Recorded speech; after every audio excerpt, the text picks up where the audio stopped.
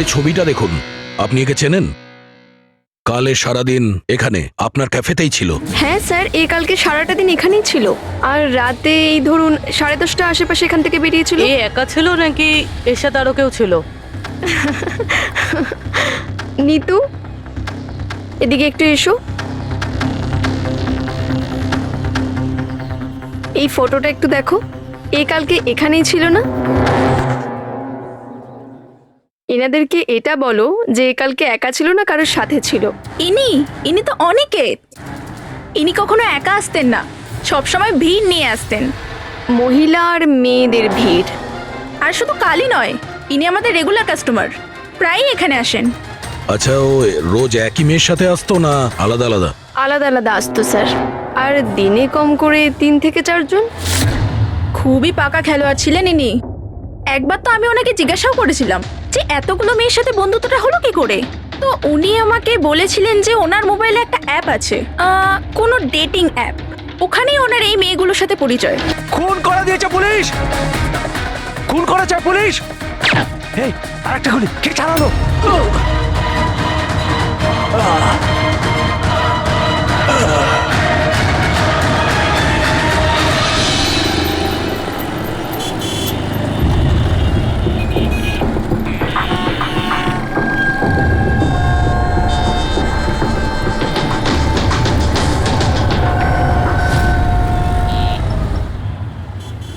মাফ করবেন, খুন আপনি দেখেছেন? কিন্তু আপনি দেখলেন কি করে? বলতে চাইছি যে আপনি তো দেখতে পাই না, তাই তো? হ্যাঁ, ওই আর কি, মানে বলতে চাইছি আপনি দেখলেন কি করে খুন হতে? এইটার সাহায্যে। এটার সাহায্যে? কি এটা? এটা সেন্সর গ্লাভস।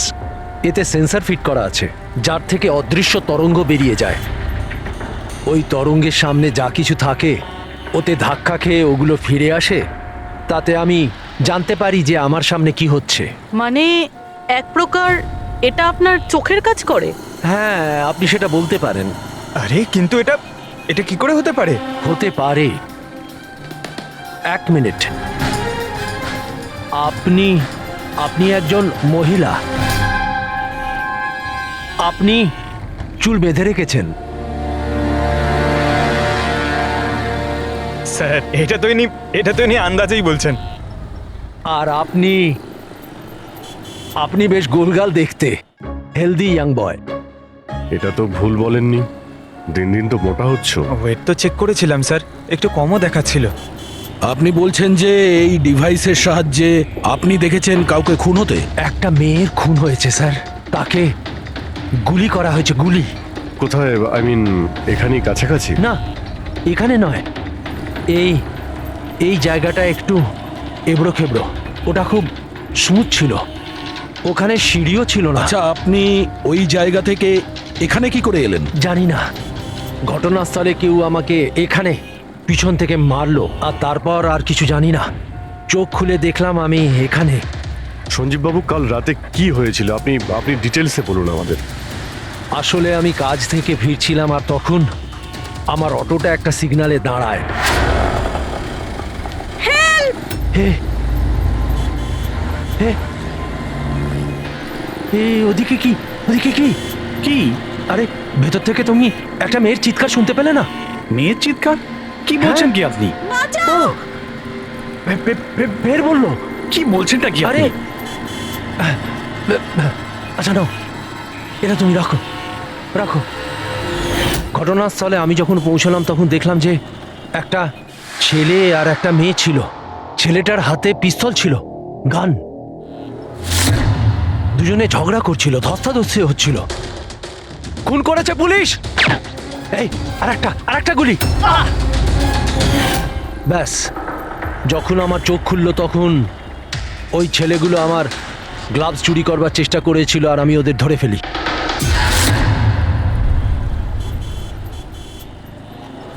আর আপনি অজ্ঞান হয়ে যাওয়ার পরে খুনি আপনাকে এখানে নিয়ে এসছে আর এখানে ফেলে পালিয়ে গেছে? হ্যাঁ, হতে পারে। আচ্ছা ওই জায়গাটা কোথায় যেখানে মেয়েটার গুলি লেগেছিল? না স্যার, আমি জানি না। আচ্ছা আন্ধারিতে ওই অটো যে সিগন্যালে দাঁড়িয়েছিল, যেখানে আপনি মেয়েটার চিৎকার শুনেছিলেন, সেই জায়গাটা জানেন আপনি? মনে আছে? আই অ্যাম সরি, আমি এ ব্যাপারে আপনাদের হেল্প করতে পারবো না। ইটস ওকে, আপনি চিন্তা করবেন না, আমরা ওই জায়গাটার খোঁজ নিয়ে নেব। কিন্তু কি করে? ওই অটো ড্রাইভারকে জিজ্ঞাসা করব। এত বড় শহরে ওই ড্রাইভারকে আপনি কোথায় খুঁজে পাবেন স্যার? পেয়ে যাব। ওদের নেটওয়ার্ক খুবই ফাস্ট, সারা শহরে ছড়িয়ে আছে, পেয়ে যাব। ওনার নাম ঠিকানা বা অন্য কিছু জানেন আপনি? ও ও টুপি পরেছিল আর পুরনো গান শুনছিল 90-এর দশকের। আর ওর অটোতে আগুন নেভানোর যন্ত্রও লাগানো ছিল। আর হ্যাঁ, ওর কথাবার্তা দেখে মনে হচ্ছিল ও উত্তর ভারতে থাকে। হ্যালো, কি উত্তর ভারতের লোক? পুরনো গান শোনে, আবার টুপিও পরে, আগুন নেভানোর যন্ত্রও আছে ওর অটোতে। ঠিক আছে, দেখছি।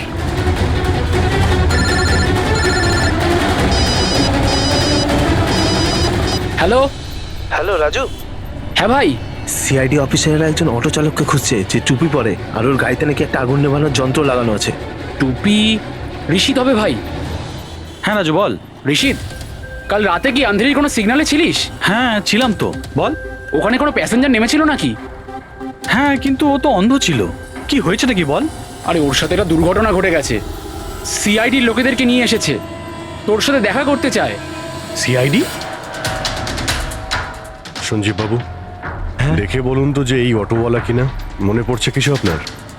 হ্যাঁ স্যার, ইনিই তো ছিলেন। হ্যাঁ, এই ছেলেটা। স্যার আমি কিছু করিনি স্যার, আমি কোনো চিৎকার শুনিনি স্যার। হ্যাঁ স্যার, ইনি চিৎকার শুনেছিলেন, কিন্তু আমার স্ত্রী অসুস্থ ছিল, আমার হসপিটাল যাওয়ার ছিল, তাই আমি ওনাকে ছেড়ে চলে গেছি। আরে ভয় পেও না, তোমায় কেউ কিচ্ছু বলবে না। তুমি বলো এই লোকটাকে তুমি কোথায় নামিয়েছিলে? এই তো এই সিগন্যালে ছেড়েছি স্যার। তারপর ওই সিগন্যাল থেকে কোন দিকে গিয়েছিলেন উনি? এই সামনের গলিটার মধ্যে স্যার। ঠিক আছে, তুমি যাও। Thank you very much, thank you. আসুন সঞ্জীব বাবু। অটোওয়ালা আপনাকে এই গলির মধ্যে আসতে দেখেছিল। এখানে দুটো রাস্তা আছে, একটা এটা আর একটা ওটা।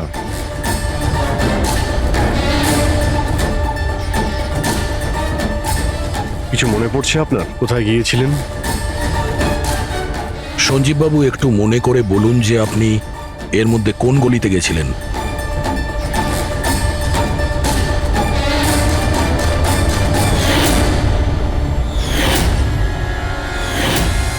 একটা পাখির মতো দেখতে মূর্তি ছিল। চলো আমরা এখান থেকে শুরু করি। সামনে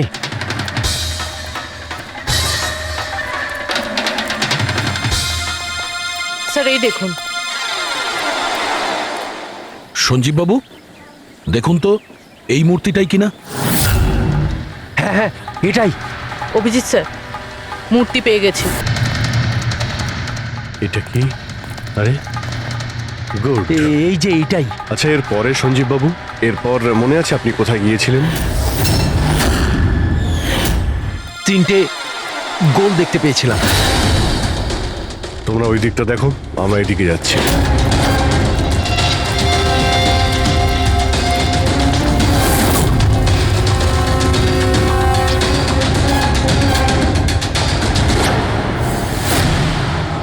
স্যার,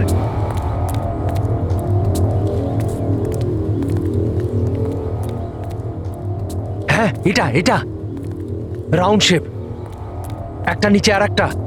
এরপর এরপর এরপর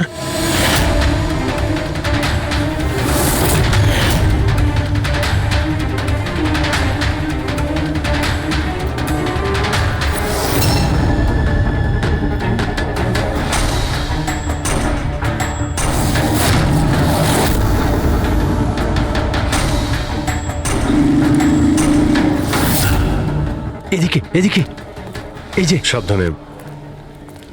আরে স্যার, ঘুরে ফিরে সেখানেই চলে এলাম যেখান থেকে শুরু করেছিলাম। আরে সেই জন্যই তো উনি চিৎকার শুনতে পেয়েছিলেন।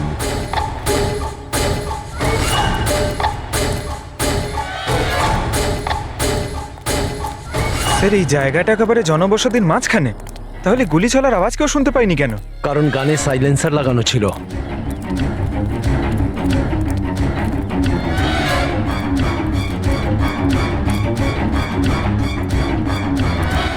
আসুন, একটা স্টেপ আছে, সাবধানে।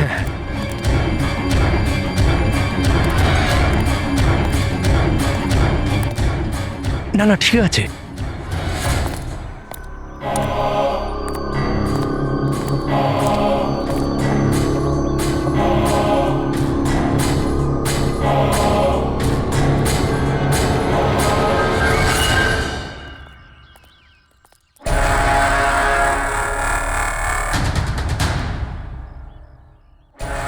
কি হলো? আপনারা দাঁড়িয়ে পড়লেন কেন? কি আছে? লাশ পেলেন? সঞ্জীব বাবু, আপনি বলেছিলেন গুলিটা কোনো মেয়ের লেগেছিল। হ্যাঁ হ্যাঁ, মেয়ের গায়ে লেগেছিল। আমি তাকে ছুঁয়ে দেখেছিলাম। ওর গুলি লেগেছিল, রক্ত বেরোচ্ছিল। কেন বলুন, কি হয়েছে? লাশ এখানে আছে, কিন্তু কোনো মেয়ের নয়, কোনো ছেলের। কি?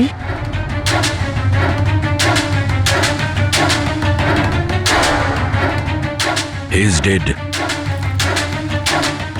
মনে হচ্ছে সেই যে ওই মেয়েটাকে মারার চেষ্টা করেছিল। স্যার, ওনার কথা অনুযায়ী এখানে দুটো গুলি চলেছিল। হয়তো হয়তো এই দ্বিতীয় গুলিটায় মারা গেছে।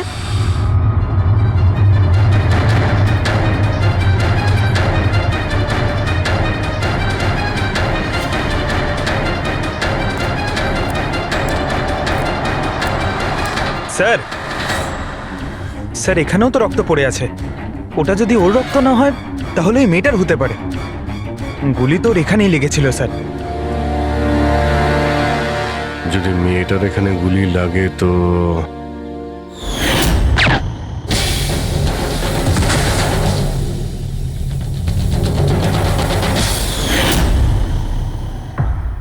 আপনি বললেন যে আপনার মাথায় পিছন থেকে কেউ মেরেছিল, তো সেটা দ্বিতীয় গুলি চলার পরে আপনার লেগেছিল নাকি সেটা চলার আগে? না না, দ্বিতীয় গুলিটার পর মেরেছে। স্যার কি হচ্ছে এসব? কিছু বুঝতেই পারছি না। স্যার, রক্ত তো অনেক বেরিয়েছে। ওই মেয়েটা নিশ্চয়ই আহত। স্যার, না তো কোনো মোবাইল পেয়েছে, না ওয়ালেট, কোনো আইডেন্টিফিকেশন নেই। আর স্যার, ওর হাত আর আঙুলে যে চিহ্ন আছে সেগুলো দেখে মনে হচ্ছে কেউ যেন ঘড়ি আর আংটি চুরি করে নিয়েছে। আচ্ছা, এদের দুজনকে ছিনতাইয়ের উদ্দেশ্যে মারেনি তো? আগে এটা খোঁজ নিতে হবে যে মেয়েটা কোথায়। যদি আহত হয় কোনো হসপিটালে থাকবে, আর যদি মারা যায় তাহলে খুনি ও লাশ গুম করার চেষ্টায় রয়েছে। মিসিং পারসন ব্যুরোতে খোঁজ নিয়ে দেখো তো এর ব্যাপারে কিছু জানতে পারা যায় কিনা। বস, ক্রাইম স্পটে ওই জায়গাতে মাটির ওপর যে রক্ত পাওয়া গেছিল, ডিএনএ টেস্ট অনুসারে ওই রক্তটা কোনো মেয়ের। আসলে এই মেয়েটা ওই সময় ওখানে উপস্থিত ছিল না যখন তোমরা গেছিলে, কিন্তু ক্রাইম যখন হয়েছিল তখন ওই মেয়েটা নিশ্চয়ই ওখানে ছিল। আর স্যার, দুর্ঘটনার সময় রাত 11টা থেকে 1টার মধ্যে। ঠিকই তো আছে, সঞ্জীবও তো ওই সময় ছিল 11:30 নাগাদ। হ্যাঁ স্যার, আর সঞ্জীব বাবুকে অজ্ঞান অবস্থায় সেখানে রেখে দেয় যেখান থেকে আমরা ওনাকে পাই। আরো একটা কথা স্যার, দুটো গুলি চলেছিল। মেয়েটার গুলি লেগেছিল আর ও ওখানেই অজ্ঞান হয়ে পড়ে গেছিল সঞ্জীব বাবুর কাছেই। তারপরে স্যার দ্বিতীয় গুলিটা করা হয়েছিল যেটা ছেলেটার লেগেছিল। তার মানে সঞ্জীব বাবু ছাড়াও ওখানে আর কেউ ছিল যে ওই আহত মেয়েটাকে ওখান থেকে নিয়ে গিয়েছিল আর সঞ্জীব বাবুকে ওই ফুটপাতে ফেলে গেছিল। স্যার, আমি আশেপাশের এলাকায় খোঁজ নিয়েছি। ওখানে কেউই কোনো ছেলে এবং মেয়েকে আসতে বা কোনো আহত মেয়েকে ওখান থেকে যেতে দেখেনি। আচ্ছা, সালুকে একটা কথা বলো, যদি খুনি সঞ্জীবকে ক্রাইম সিন থেকে তুলে নিয়ে গিয়ে ওখানে যেখানে আমরা ওকে পাই, তাহলে হতে পারে ওই লোকটার কোনো ট্রেসেস সঞ্জীবের পোশাকে আছে। খোঁজ নিতে পারবে কে ছিল সে? অবশ্যই খোঁজ নিতে পারবো। তাহলে খোঁজ নাও।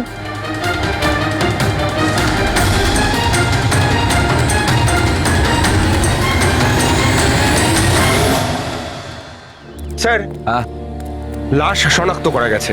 ওর নাম হলো অনিকেত স্যার, আর ওর বাড়ির লোকজনও হারিয়ে যাওয়ার রিপোর্ট লিখিয়েছিলেন। অনিকেত, দেখুন আপনার ভাই অনিকেতের বডি আমরা বন্ধ কারখানায় পেয়েছিলাম। আপনারা কি বলতে পারবেন উনি কেন এখানে এসেছিলেন? আপনার ভাইয়ের খুন হয়েছে, আশা করব আপনারা আমাদের কাছে কিছুই লুকোবেন না। যদি আপনারা সত্যি না বলেন তাহলে আমরা তো খুনিকে ধরতেই পারবো না। স্যার, এরকম কিছু নয় স্যার। গত কয়েকদিন ধরে খুবই অদ্ভুত বিহেভ করছিল। অদ্ভুত মানে? প্রায় বাইরে থাকতো স্যার, সারাদিন। আমরা অনেকবার জিজ্ঞাসা করার চেষ্টা করেছি, কিন্তু কিচ্ছু বলতো না। গতকাল সকালেও 11টা নাগাদ চলে গেছিল। কোথায় গেছিল কিচ্ছু বলেনি। সারা দিন ধরে স্যার ঘরে ফেরেনি। সকালে উঠে দেখি সারা রাতেও বাড়ি ফেরেনি। তারপরে গিয়ে আমি পুলিশের কাছে কমপ্লেন করি। তো সারাটা দিন ফোনে কোনো কথা হয়নি? স্যার আমি ওকে সারাদিন ধরে ফোনে কল করছিলাম, কিন্তু ফোনেই পাচ্ছিলাম না ওকে। এরকম কবে থেকে চলছিল? স্যার জানি না কবে থেকে। গত কয়েক বছর ধরে তো সিঙ্গাপুরেই ছিল। এই তো কিছু মাস আগেই ইন্ডিয়া এলো, তখন থেকেই এরকমই বিহেভ করছিল। সিঙ্গাপুরে কি কাজ করতেন ইনি? ওখানে হোটেলে জব করতো। এ বিবাহিত ছিল? না স্যার, বিবাহিত ছিল না। কোনো মেয়ের সাথে এর সম্পর্ক ছিল? কারণ মরার আগে ও কোনো মেয়ের সঙ্গে ঝগড়া করছিল। জানি না স্যার, আমরা কিছুই জানি না এর কোনো মহিলার সঙ্গে কোনো অ্যাফেয়ার বা বন্ধুত্ব আছে কিনা, কিছুই জানি না। স্যার স্যার এনাদের থেকে অনিকেতের নাম্বার নিয়ে আর কল রেকর্ডস চেক করি স্যার। তাতে জানতে পারি যে একটাও মেয়ের নাম্বার নেই স্যার, শুধু ছেলেদের সঙ্গেই কথা বলতো, আর বেশিরভাগই ওর সঙ্গে যারা কাজ করতো তাদের। আর স্যার মৃত্যুর আগেও ও কাউকে ফোন করেনি নিজের ফোন দিয়ে। কোনো মেয়ের নাম্বার পাওয়া যাচ্ছে না, এটা তো খুব অবাক কাণ্ড। স্যার খুবই সাদাসিধে লোক ছিল, শুধু নিজের কাজ নিয়েই ব্যস্ত থাকতো। ঠিক আছে, আপনারা যেতে পারেন। যদি দরকার হয় আপনাদের ডেকে নেব।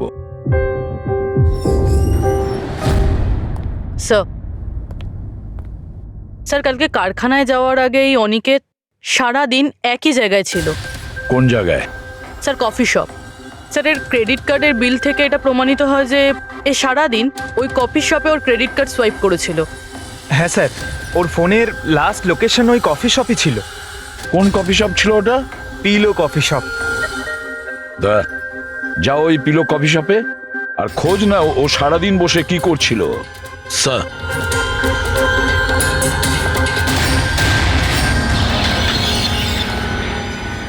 বস, কি খবর নিয়ে এসেছো? এমন খবর এনেছি যেটা আমাদের কাছে খুব জরুরি। কি? এর পোশাকের মধ্যে আমি কয়েকটা আলাদা আলাদা ডিএনএ স্যাম্পল পেয়েছি। কিছু মানে? 5 জন লোকের ডিএনএ স্যাম্পল পেয়েছি। 5? হ্যাঁ 5, আর এই 5 জনই মেয়ে। আর সঞ্জীবের জামা কাপড় থেকে আমরা 2 ধরনের ডিএনএ পেয়েছি, আর এই দুটো স্যাম্পল অনিকেতের জামা কাপড় থেকে পাওয়া স্যাম্পলের সঙ্গে ম্যাচ করে গেছে। মানে 5 জনের মধ্যে 2 জন যারা অনিকেতকে ছুঁয়েছিল, ওরা আবার সঞ্জীব বাবুকেও ছুঁয়েছিল। তার মানে অভিজিৎ, এই পুরো কাজটা দুটো মেয়েই করেছে।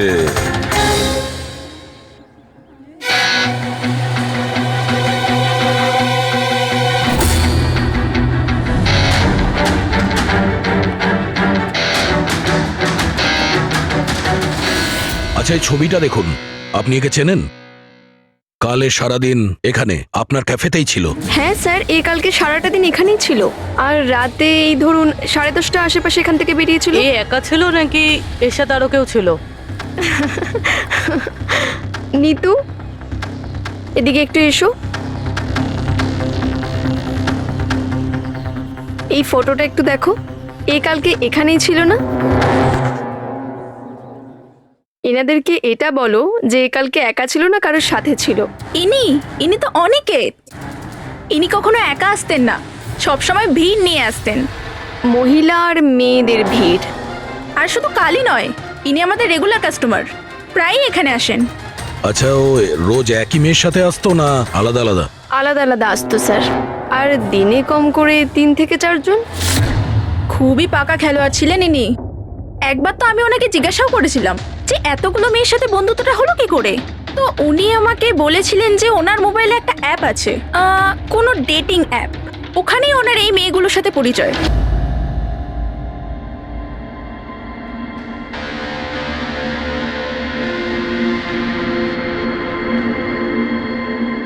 কিছু জানতে পেরেছো? হ্যাঁ স্যার, অনিকেতের ডেটিং অ্যাপের ব্যাপারে জানা গেছে।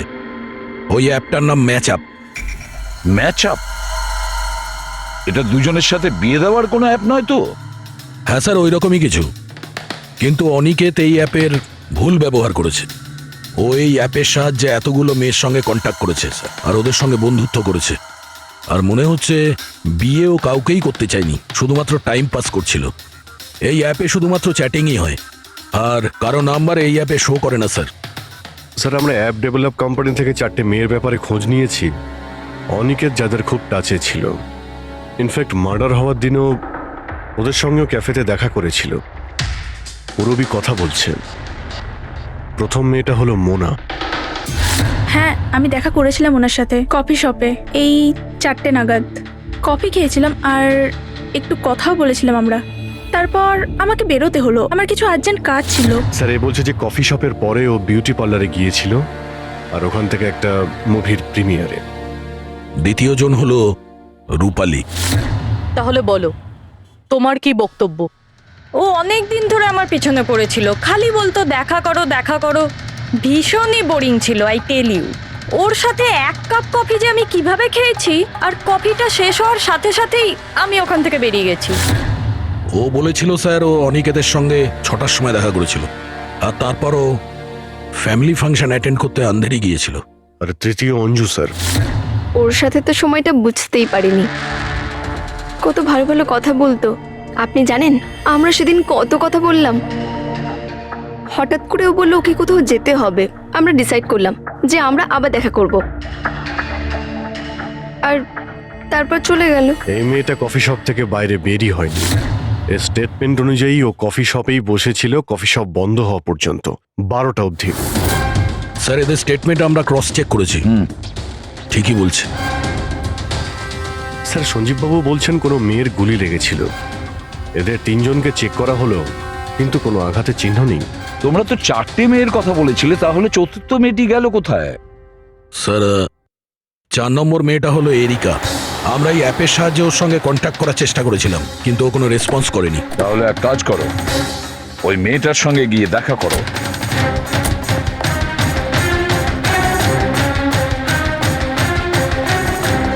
রজত, তাড়াতাড়ি রেডি হও। আর কত সময় নেবে? এতটা সময় তো মেয়েরাও নেয় না। আসছি বাবা, জাস্ট 2 মিনিট। Excuse me. হ্যাঁ বলুন, কাকে চাই? এরিকা। হ্যাঁ আমি, কিন্তু আপনারা? সিআইডি। সিআইডি? এসব কি? হ্যাঁ, কি হয়েছে স্যার? স্যার, কোনো প্রবলেম হয়েছে? আপনাকে আমরা মেসেজও করেছিলাম ম্যাচ আপ অ্যাপ থেকে। আপনাকে সিআইডি ব্যুরোতে আসতে বলেছিলাম, আপনি আসেননি, তো আমাদের আসতে হলো। Match up app? এটা কি? Dating app. Dating app? তুমি এই ডেটিং অ্যাপে কি করছো? হ্যাঁ শোনো, ওনাদের কোনো ভুল হচ্ছে, আমি কোনো ডেটিং অ্যাপে নেই। সেটা কিভাবে হতে পারে? আপনার প্রোফাইল আছে, আপনার ডিসপ্লে পিকচার রয়েছে। শুনুন, আমি একজন বিবাহিতা, আমি কোনো ম্যারেজ সাইট বা ডেটিং অ্যাপে নেই। ইনি আমার হাজব্যান্ড রজত, আর আমি ওনার সাথে বিয়ে করে খুব হ্যাপি। আমার এসব করার কোনো প্রয়োজন নেই। ম্যাডাম, আপনি যদি সত্যি বলেন তাহলে এটা কি? আপনার প্রোফাইলে এই ডেটিং অ্যাপে কি করে? দেখুন, আমি সত্যি বলছি, আমি জানি না এটা কি। আমি এরকম কোনো প্রোফাইলই বানাইনি। তো আপনি এটা বলতে চাইছেন যে আপনার নামে কেউ ফেক আইডি বানিয়েছে? আচ্ছা, আপনি কোনো অনিকেত নামে কাউকে চেনেন? অনিকেত? এই লোকটা? না স্যার, আমি একে চিনি না। স্যার, কি করছেন আপনারা? কেন আমাদেরকে ডেকেছেন? আমরা আপনাদের বলিনি, কিন্তু অনিকেত, যার সঙ্গে আপনারা কফি শপে দেখা করেছিলেন, ওর খুন হয়ে গেছে ওই রাতেই। কিন্তু স্যার, আমরা ওকে কেন মারবো? আমরা তো ওকে ঠিকমতো চিনতামই না। ইনফ্যাক্ট এই ঘটনার কিছুদিন আগে তো ওর সাথে চ্যাট হয়েছিল আমার অ্যাপে। হ্যাঁ, আর ওই দিনই তো আমি প্রথমবার দেখা করেছিলাম ওর সাথে। আর আমার সাথে তো ওর সেরকম কোনো শত্রুতাও ছিল না। আর আমি তো ওই অ্যাপেই নেই, এমনকি আমি ওকে চিনিও না। ওই অ্যাপের প্রোফাইলে আপনার পার্সোনাল পিকচার ছিল। সেই পিকচার আপনার ফোন থেকেই নেওয়া হয়েছিল। কোনো স্ট্রেঞ্জারের কাছে আপনার ছবি কিভাবে আসবে? ম্যাম, আমি জানি না আমার ছবি কিভাবে ওর কাছে গেল। আমার ফোন কিছুদিন আগে হারিয়ে গিয়েছিল। ফোন চুরি হয়ে গেছে? কোথায়? স্যার, ঠিক জানি না, মনে পড়ছে না। কোনো ব্যাপার না, আপনারা কিছুক্ষণের জন্য আমাদের সাথে কোঅপারেট করুন, আমরা জেনে যাব খুনিকে। ফ্রেডি,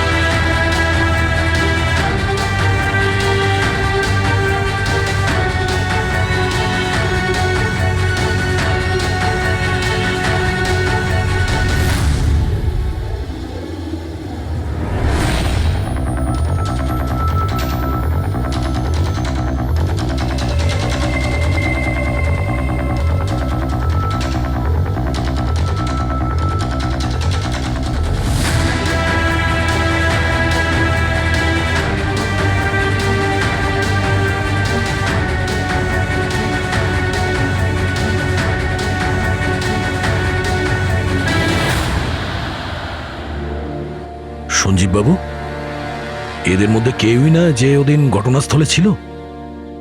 এদের মধ্যে কেউ নয়।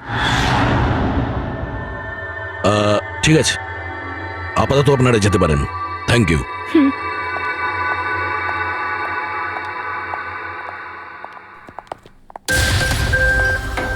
না স্যার, এদের মধ্যে তো কেউ না। স্যার, বাকি তিনজনের মতন ওরও কোনো চোট নেই, কিন্তু কিন্তু ওই মেয়েটার আঘাত ছিল, চলার অবস্থাই ছিল না। কিন্তু শালুকে যে আমাকে বলল ও সঞ্জীবের পোশাকে যে ডিএনএ টেস্ট করেছিল তাতে তো দুটো মহিলার ট্রেসেস পাওয়া গেছে। ঠিক আছে, কিন্তু একজন আহত হতে পারে, আরেকজন সেও তো ওই চারজনের মধ্যে একজন হতে পারে। স্যার, এই চারজনের জল খাওয়ার গ্লাসগুলো ফরেন্সিকে পাঠিয়ে দিয়েছি, রিপোর্ট আসবে। স্যার, হ্যাঁ স্যার, ওই দুটো মেয়ের ডিএনএ এই চারজনের সঙ্গে ম্যাচ করেনি। কি ম্যাচ হচ্ছে না? তাহলে মেয়ে দুটোকে পাবো কি করে? এক মিনিট। কি হলো সঞ্জীব?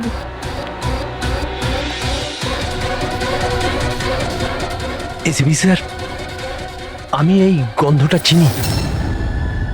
গন্ধ? আমার আফটার শেভ মনে হয় স্যার। না না,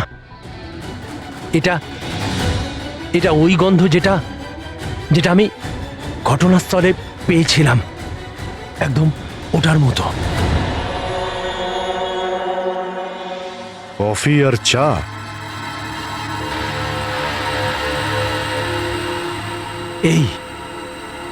এই গন্ধটা ঘটনাস্থলে, এই গন্ধটাই ছিল।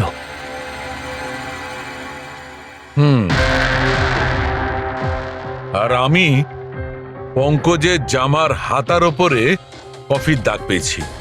হ্যাঁ স্যার, ওই সকালে কফি বানাচ্ছিলাম না, তাই একটু পড়ে গেছিল। তার মানে ডক্টর সালুখে ওই ক্রাইম সিনে কফি আর চায়ের মিশ্রিত একটা গন্ধ ছিল। ক্রাইম সিনে না খুনির কাছে? চা আর কফির মিশ্রিত কোনো স্মেল তখনই আসে যখন সে বারবার চা আর কফি বানায়, যেমন কোনো কুক বা কেউ কফি শপে কাজ করলে, যেমন পিলো কফিতে। পুরো একটা কাজ করো, এরিকাকে জিজ্ঞেস করো যে ওর ফোন পিলো কফি শপের আশেপাশে হারিয়েছিল কিনা।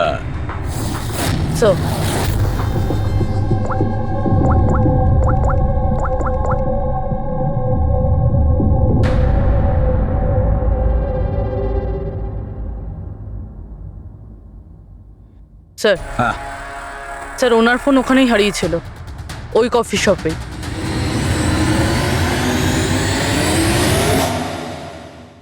এই মেয়েটা এখানে প্রায়ই আসে না?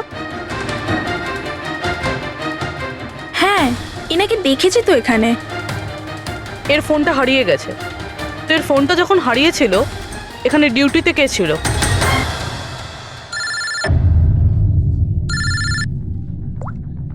হ্যালো, হ্যাঁ ফ্রেডি।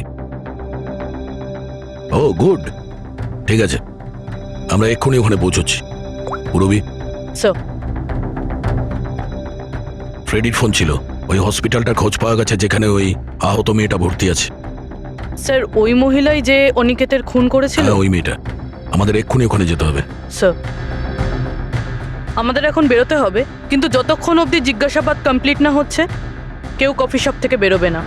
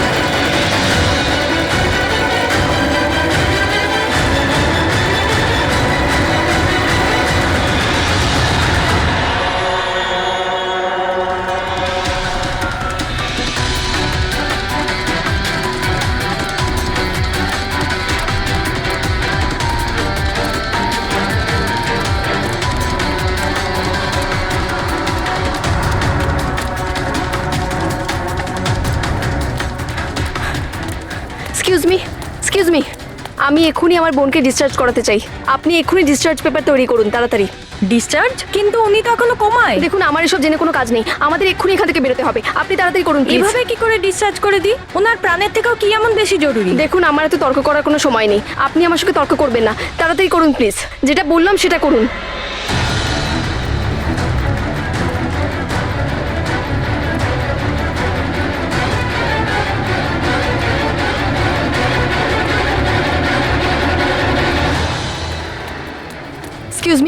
এক্সকিউজ মি, আমার দিদি স্বপ্নাকে এক্ষুনি ডিসচার্জ করাতে হবে, এক্ষুনি। ওর বিলের টোটাল অ্যামাউন্টটা বলবেন প্লিজ। Excuse me. মনে হয় খুব তাড়া আছে তোমার।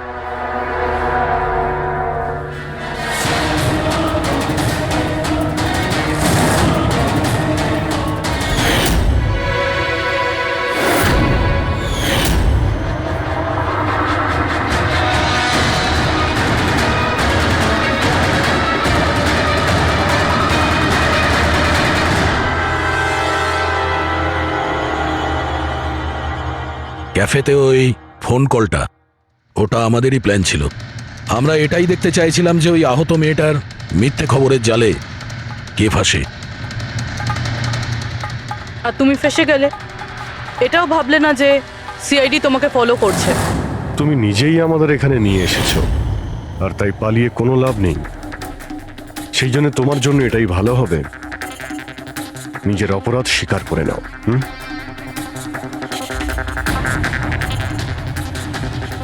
অনিকেত আমার দিদিকে জীবন্ত অবস্থাতে মেরে ফেলেছিল। ওদের সিঙ্গাপুরে দেখা হয়েছিল, আর ওখানেই আমার দিদিকে বিয়ের মিথ্যে প্রতিশ্রুতি দিয়েছিল। ওরা এঙ্গেজমেন্টও করে নেয়, আর তারপরে বিয়ের কথা বললেই ও এড়িয়েই যেত। আমার দিদি যখনই বিয়ের ডেট ফিক্সড করার কোনো কথা তুলতো, তখন সবসময় কোনো না কোনো অজুহাত দিতে শুরু করতো। আর এই ধরুন 6 মাস আগে ও বলল যে ওর মা নাকি খুব অসুস্থ, আর ওর মায়ের চিকিৎসার জন্য টাকার দরকার। আর আমার দিদি নিজের জীবনের সব সেভিংসটা দিয়ে দিয়েছিল। আর ও বলল যে ও সিঙ্গাপুর থেকে ফিরে এসেই আমার দিদিকে বিয়ে করবে। আর টাকা পয়সা নিয়ে অনিকেত সিঙ্গাপুর থেকে মুম্বাই আসে। হ্যাঁ, স্বপ্ন ওর অপেক্ষা করতে থাকলো, আর সেটাও পুরো 3 মাস ধরে। তারপরে একদিন আমি দেখলাম যে ও মুম্বাইয়ের ওই ক্যাফেতে ছিল, তাও আবার অন্য মেয়েদের সাথে। তার মানে ও স্বপ্নাকে বিয়ে করতেই চায়নি। না, ও স্বপ্নাকে ঠকাচ্ছিল। ও স্বপ্নার ইনকাম করা টাকা অন্য মেয়েদের পেছনে ওড়াচ্ছিল। আর আর ওর মাও কিন্তু অসুস্থ ছিল না, কারণ ওর তো কোনো মাই ছিল না। ওর মা তো অনেকদিন আগেই মারা গেছিলেন। তাই তুমি প্রতিশোধ নেওয়ার একটা প্ল্যান করলে। স্বপ্না তো আমার কোনো কথা বিশ্বাস করতে চাইতোই না। ওর ভালোবাসায় অন্ধ হয়ে গেছিল। ওর প্রমাণের দরকার ছিল। তাই অনিকেতের সত্যিটা সামনে আনার জন্য আমি এরিকার ফোন চুরি করি, আর ওর নাম দিয়েই আমি ম্যাচআপ অ্যাপে ওর ফেক প্রোফাইল তৈরি করি, আর অনিকেতের সঙ্গে চ্যাটিং করতাম। আর ও ইজিলি আমার ফাঁদে পড়ে যায়। তারপরে আমি ওকে ওই ফ্যাক্টরিতে আসতে বলি, আর তার সাথে স্বপ্নাকেও আসতে বলি, যাতে ও নিজের চোখে সব কিছু দেখতে পাক। কিন্তু ওই দিন যখন আমি ওখানে গেছিলাম, তখন আমি দেখলাম যে এটা কি করছো তুমি? হিসেবটা শেষ করে দিচ্ছি। তুমি আমার সাথে যা করেছো তারই শাস্তি এটা। আমি সব জানি তুমি আমার টাকা কোথায় কোথায় খরচ করেছো, আর কত মেয়ের জীবন তুমি নষ্ট করবে Aniket. Please drop the gun. Aniket please, টাকা চাই তোর। তুমি এটা কি করছো? বেরো এখান থেকে, চুপচাপ বেরো এখান থেকে। আরে ছাড়ো ওকে, ছেড়ে দাও। ওকে বললাম না বেরো এখান থেকে।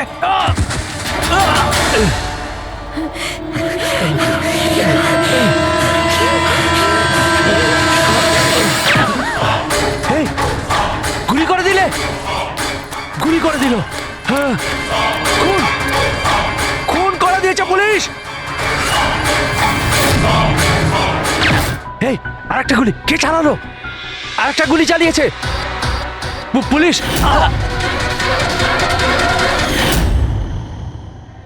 তুমি জানো, অনিকেতের লাশ পর্যন্ত আমাদের ওই সঞ্জীব বাবু পৌঁছে দিয়েছিলেন।